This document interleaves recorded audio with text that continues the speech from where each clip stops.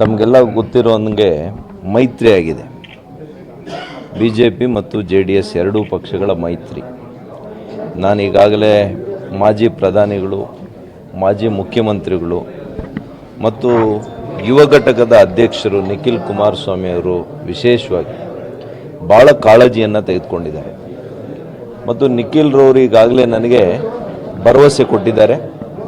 ಎಲ್ಲ ಕ್ಷೇತ್ರದ ಅವರ JDSನ ಎಲ್ಲ ಮುಖಂಡರುಗಳು, ಮಾಜಿ ಶಾಸಕರುಗಳ ಜೊತೆ ನನಗೂ ಅವರ ಜೊತೆ ಅವರು ಮಾತನಾಡಿಸಿ ಒಂದು ಭರವಸೆಯನ್ನು ಮೂಡಿಸಿದ್ದಾರೆ.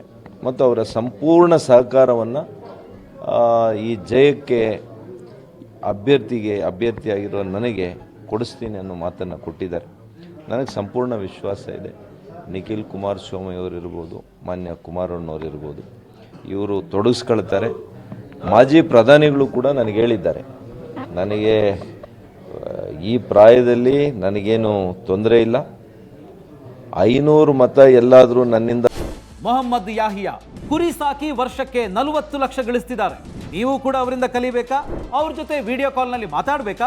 ಈಗಲೇ ಫ್ರೀಡಮ್ ಆ್ಯಪ್ ಡೌನ್ಲೋಡ್ ಮಾಡಿ. ಬರುತ್ತೆ ಅಂತಂದರೆ ನಾನು ಅಲ್ಲಿ ಹೋಗ್ಲಿಕ್ಕೆ ಸಿದ್ಧ ಇದ್ದೀನಿ ಅಂತ ಅಷ್ಟು ಬದ್ಧತೆ, ಕಳಕಳಿ ಅವರಲ್ಲಿದೆ. ಮತ್ತೆ ಪ್ರಧಾನಿಗಳನ್ನು 3ನೇ ಅವಧಿಗೆ ಪ್ರಧಾನಮಂತ್ರಿ ಮಾಡಬೇಕು ಅನ್ನುವಂಥದ್ದು ಅವ್ರ ಮನಸ್ಸಿನಲ್ಲಿದೆ, ನನಗೆ ಹಂಚ್ಕೊಂಡಿದ್ದಾರೆ ನನ್ನ ಜೊತೆ. ಆದರೆ ಹೆಚ್ಚಾಗಿ ಮಾನ್ಯ ನಿಖಿಲ್ ಕುಮಾರಸ್ವಾಮಿ ಅವರು ತೊಡಗಿಸ್ಕೊಳ್ತೀನಿ ಅನ್ನುವಂಥ ಭರವಸೆಯನ್ನು ಕೊಟ್ಟಿದ್ದಾರೆ. ಈ ಪ್ರಚಾರದ ವೇಳೆ ಏನಾದರೂ ಅವರೇನನ್ನ ಬರ್ಬೋದು ಸರ್ ನಿಮ್ಮ ಪರ? ಯಾವ ಪ್ರಚಾರಕ್ಕೆ? ಇಲ್ಲ, ಬರ್ತಾರೆ. ನಿಖಿಲ್ ರವರು ಹೆಚ್ಚು ಬರ್ತಾರೆ. ಮಾನ್ಯ ಕುಮಾರಣ್ಣವರು ಎಷ್ಟು ಸಾಧ್ಯ ಆಗ್ತದೆ ಅವರು ಬರ್ತಾರೆ. ಈ ಲಾಸ್ಟ್ ಟೈಮು ಜನಸಾಮಾನ್ಯರಿಗೆ ಸುಧಾಕರ್ ಅವರು ಸಿಗ್ತಾ ಇಲ್ಲ, ತಲುಪಕ್ಕಾಗ್ತಾ ಇಲ್ಲ, ಸುಧಾಕರ್ ಸರ್ನ ಭೇಟಿ ಆಗ್ಲಿಕ್ಕೆ ಆಗ್ತಾ ಇಲ್ಲ ಅಂತ ಕ್ಷೇತ್ರದ ಜನರು ಅದೆಲ್ಲ ವಿರೋಧಿಗಳು ಮಾತನಾಡುವಂಥ ಮತ್ತು ಮಾಡುವಂಥ ಕುತಂತ್ರ. ಜನಾನುರಾಗಿ ಆಗದೇ ಇದ್ದರೆ ಪಕ್ಷ ಇಲ್ದಿರ ಇರೋ ಕಡೆ 76,000 ಎಲ್ಲ ಪಕ್ಷಗಳು ಒಂದಾಗಿ ಎಲ್ಲರೂ ಒಂದಾಗಿ ಕೂಡ ನನಗೆ ಬರಲಿಕ್ಕೆ ಸಾಧ್ಯ ಇರಲಿಲ್ಲ. ನಾನೇನು ಭಾಳ ಗಟ್ಟಿಯಾಗಿರ್ತಕ್ಕಂಥ BJP ಕ್ಷೇತ್ರದಲ್ಲಿ ಸೋತಿಲ್ಲ, ಅರ್ಥ ಮಾಡ್ಕೊಳ್ಳಿ. ಎಲ್ಲಿ BJP ನೆಲೆಯೇ ಇಲ್ಲ ಅಂಥ ಕಡೆ BJPಯ ಗಿಡವನ್ನು ಮರವನ್ನಾಗಿ ಮಾಡುವಂಥ ಪ್ರಯತ್ನ ನನ್ನೊಬ್ಬನಿಂದ ಆಗಿಲ್ಲ.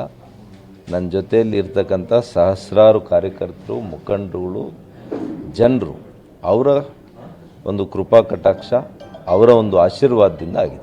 ಈ ಕಳೆದ ಸಲ ನಿಮ್ಗೆ ಟಿಕೆಟ್ ಸಿಗಬೇಕು ಅಂತೇಳಿ ದೇವಸ್ಥಾನಗಳಲ್ಲಿ, ಅಂದರೆ ಲಾಸ್ಟ್ ಟೈಮ್ ಏನು ಬಚ್ಚೇಗೌಡರು ಇದ್ದರು JDSನವರು, ಅವರೆಲ್ಲ ಹೋಗಿ ನಿಮಗಾಗಿ ದೇವಸ್ಥಾನದಲ್ಲಿ ಪೂಜೆ ಎಲ್ಲ ಸಲ್ಲಿಸಿದ್ದಾರೆ. ಬೆಂಬಲ ಹೇಗಿದೆ ಸರ್ ಕ್ಷೇತ್ರದಲ್ಲಿ? ತಾವೇ ಹೇಳ್ತಾ ಇದ್ದೀರಿ, ಜನಾನುರಾಗಿ ಆಗದೇ ಇದ್ದರೆ ಅವ್ರು ಯಾಕೆ ಹರಕೆ ಇಟ್ಕೊಳ್ತಾರೆ?